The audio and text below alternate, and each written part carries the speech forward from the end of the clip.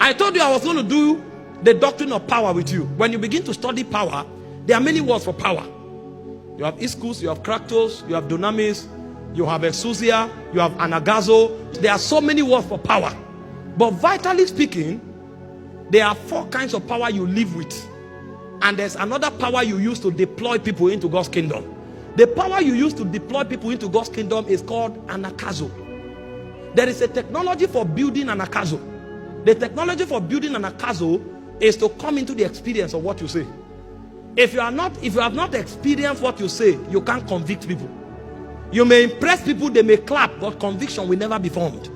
This is why God carries us into realms in the spirit. So when we come out, we become custodians of the things we talk about. He said the things that we were from the beginning, which we heard, which we looked upon, and our hands handled of the word of life. He said that is what we've come to commit to you. He said for our fellowship is with the Father. So they have heard it and they have handled it. Now that they've handled it, they have the power to bring others into it.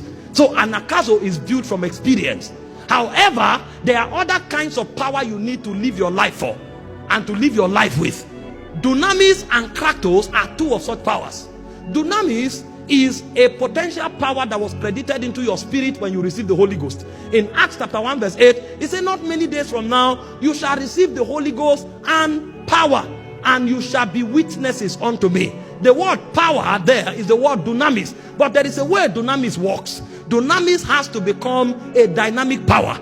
The light you see here does not exist actually. This light is a product of what the generator is doing. Now the power was in the generator, but the generator had to be started for the light to appear. And so everybody who carries God carries power on his inside, but it will take engagement of prayer for that power to be activated. That's why I said God is able to do exceeding abundantly above all you can ask or think, according to the power that is at work on your inside. And so when a man begins to build a life of prayer, what happens to him is that he migrates from dunamis into kratos.